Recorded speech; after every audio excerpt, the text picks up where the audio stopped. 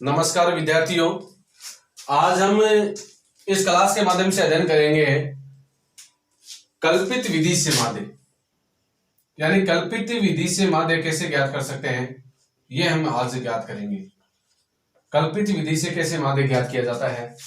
दोस्तों, मैं आपको क्लास शुरू करने से पहले बताने देना चाहता हूं कि आपकी एग्जाम नजदीक है, इसलिए मैं आपको एक ही या 2 दिन के अंदर अंदर जो भी जितने भी क्वेश्चन आते हैं आपके पेपर में 23 क्वेश्चन आते हैं, और 23 क्वेश्चन में पहला क्वेश्चन कहां से आता है, कौन सी प्रश्नावली से आता है, दूसरा क्वेश्चन कहां से आता है, तीसरा क्वेश्चन कहां से आता है, चौथा क्वेश्चन कहां से आता है, ऐसे करके 23 क्वेश्चन है। कौन सी प्रश्नावली से कौन सा क्वेश्चन आता है, कितने नंबर का आता है और किस हिसाब से अगला पूछता है और कैसे इनका जवाब दिया जाता है, छोटे सवाल कितने आते हैं, बड़े सवाल कितने आते हैं, ये सारे मैं बताऊंगा।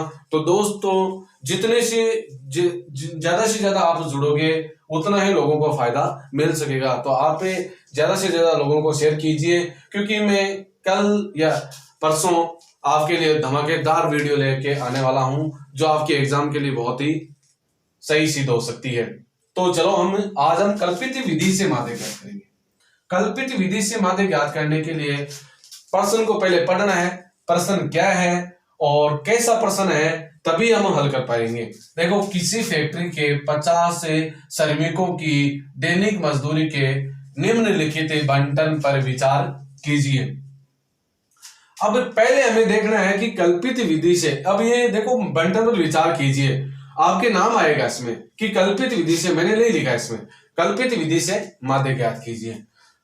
तो कल्पित विधि से मादे ज्ञात करने के लिए पहले बंटन को देखना है। आपके आड़ी सारणी बनी आएगी, उसको आपको बनाना है खड़ी सारणी, जैसे मैंने बनाई है। अब आप क्या करोगे, ये तो हमारे पास वर्ग अंतराल है, ये FI हमें दे दी। अब देखो एक सवाल देखना, सवाल को ध्यानपूर्वक ऐसा देखना कि वर्ग अंतराल दिया है या बगैर वर्ग अंतराल है। अगर वर्ग अंतराल दिया है तो वही आपको मैं विधि समझा रहा हूं। बगैर वर्ग अंतराल यानी ये अंतराल न देके अक्साई दे दे तो विधि तो यही रहेगी, सेम टू सेम, खाली ये हट जाएगा। अब मैं पहले आप क्योंकि कंफ्यूज हो जाओगे, इसलिए मैं कल्पित विधि से मादे आपको बता देना चाहता हूं कि कल्पित विधि से मादे कैसे ज्ञात करते हैं। चलो देखो, अगर आपके वर्ग अंतराल आ जाए तो हमें कल्पित विधि से मादे पूछे तो क्या करना है, सर्वप्रथम मध्यमान निकालना है।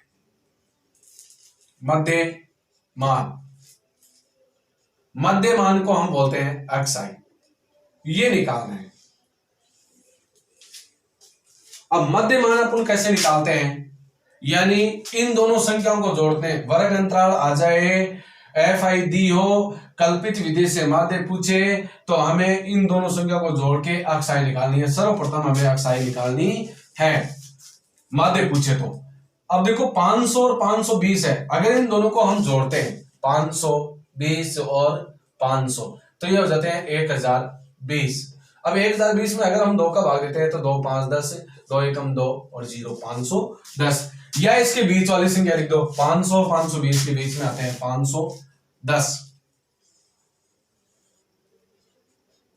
और 520 और 540 के बीच में आते हैं 523, 540 और 560 के बीच में आते हैं 550, 560 और 580 के बीच में आते हैं 570, 580 और 600 के बीच में आते हैं 590। ये आपको यानी मध्यमान निकाल लेना है। मध्यमान होने के बाद में आप क्या करोगे, यानी मध्यमान अपने निकाल लिया तो अब हम क्या करेंगे, कल्पित विधि से मादे। तो कल्पित विधि से मादे आ जाए तो यहां हमें कॉलम बनाना है, DI बराबर XI माइनस A, ये कॉलम बनाना है। अब देखो XI माइनस A यानी एक कल्पित मान को बोलते हैं। तो कल्पित मान हम मानेंगे, किसमें से मानेंगे, इनमें से मानेंगे। गिनो इनको, 1 2 3 4 5। अब देखो इसमें क्या होता है कि मध्य की संख्या ले लेते हैं, तो 2 संख्या ऊपर छोड़ दी, 2 संख्या नीचे छोड़ दी, ये मध्य की संख्या ले ली। लेकिन अगर यही संख्या 6 होती तो हम उसमें 2 का भाग देते थे, 3 आ जाते, तो तीसरे नंबर की संख्या ले लेते। सम होते हैं तो हम जैसे 8 संख्या होती है तो चौथे नंबर की, 10 संख्या होती है तो 5वें नंबर की, 6 संख्या है तो तीसरे नंबर की, और अगर विषम संख्या है तो 2 ऊपर छोड़ दो, 2 नीचे छोड़ दो, बीच वाली संख्या ले लो। अब देखो एक की जगह हम क्या लिख देंगे, 550 लिख देंगे। अब हम क्या करेंगे, एक्स आई कितना है, एक्स आई है हमारे पास 510 माइनस 550। अब देखो 550 में से 510 जावे तो 40 बच जावे, क्या कहा, माइनस का, ये माइनस के हमारे पास 40 बच गए। फिर है 530, 550 में से 530 जाएंगे तो माइनस के 20 बचेंगे। 550 में से 550 जाए तो 0 बच जाए। फिर है 550 माइनस के और 570 प्लस के, ये माइनस के, तो बच गए 570 में 550 जाए 20, ये प्लस के बच गए।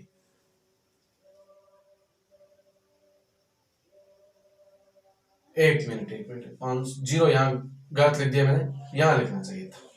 570 में से 20 आ गए और 590 में से 550 जाए 40 आ गए, ये ऐसे। अब हम क्या करेंगे, ये संख्या कॉलम बढ़ा लिया। अब आपको क्या करना है, वर्ग अंतराल दिया, एफ आई दी, तो अक्षाई निकालनी, यानी माध्य ज्ञात करने के लिए हमें वर्ग अंतराल दिया था, अक्षाई निकालनी पड़ेगी। अक्षाई का मध्य मान है वो हमने निकाल दिया। अब वीडियो में आगे देखो इसमें कि डी आई बराबर अक्षाई माइनस ए का मतलब कल्पित मान, कल्पित मान हमने माना, कल्पित मान में से अक्षाई को घटा के लिख दिया। अब हमें गुणा करना है अक्षाई और एफ आई और डी आई, एफ आई और डी आई को अपन को क्या करना है, लास्ट में गुणा करना है। यानी एफ आई कौन सी है, ये रही, डी आई कौन सी है, ये रहा। तो 12 को हम 40 से गुणा करेंगे, तो 12 को 0 से गुणा करेंगे, मल्टीप्लाई करेंगे तो आएगा 0। 12 को 4 से गुणा करेंगे, 12 चौक 48, 48 ये आ गए 480, किसके, माइनस के। 14 को 20 से गुणा करेंगे, 14 दूनी 28, 280 किसके, माइनस के। और 8 को गुणा करेंगे 0 से तो आ जाएगा 0। 6 को हम गुणा करेंगे 20 से तो 6 दूनी 12, 120 आ जाएंगे। और 10 को हम गुणा करेंगे 40 से तो 4 के आगे 2 बिंदु लग जाएंगे, 400। अब देखो ये तो प्लस के हैं, माइनस का है, तो आप इस कॉलम को बड़ा करके भी लिख सकते हो। कॉलम को बड़ा कैसे करें, ये इधर देख लो, मैं जैसे लिख रहा हूं वैसे आप बड़ा कर लेना इसको।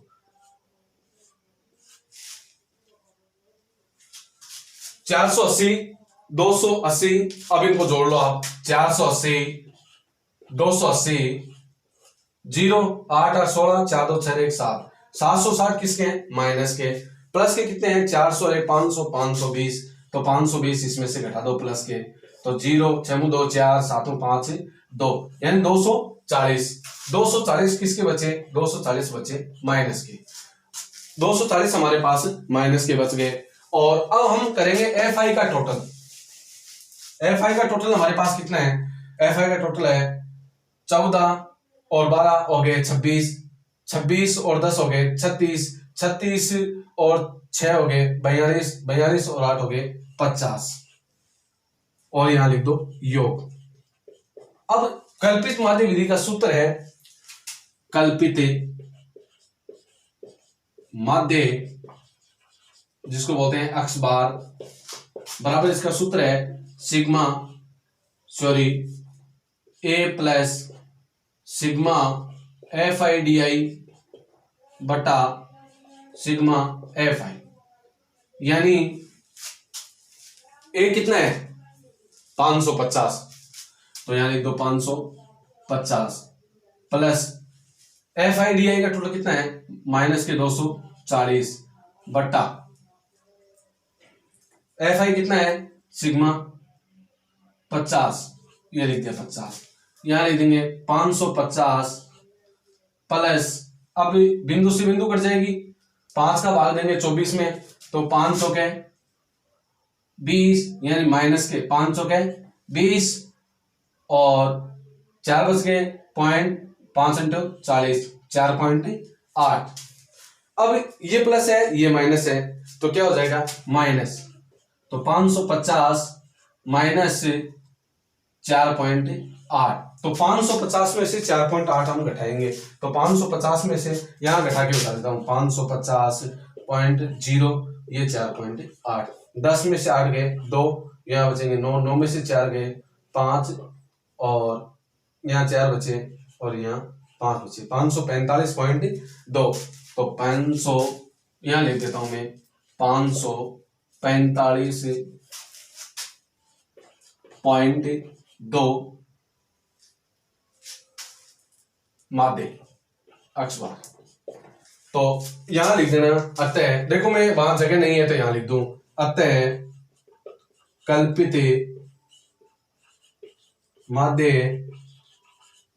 बराबर 545.2 है। ये दोस्तों एक बार फिर रिपीट कर रहा हूं, कल्पित माध्य विधि से अगर आपके सवाल आ जाए एग्जाम में तो ध्यानपूर्वक सुनना, पहले प्रश्न को पढ़ना और उसमें देखना कि कौन सी विधि से पूछा है। कल्पित विधि से पूछा है तो आपको वर्ग अंतराल दिया होगा, बारंबारता दी होगी, और कल्पित विधि से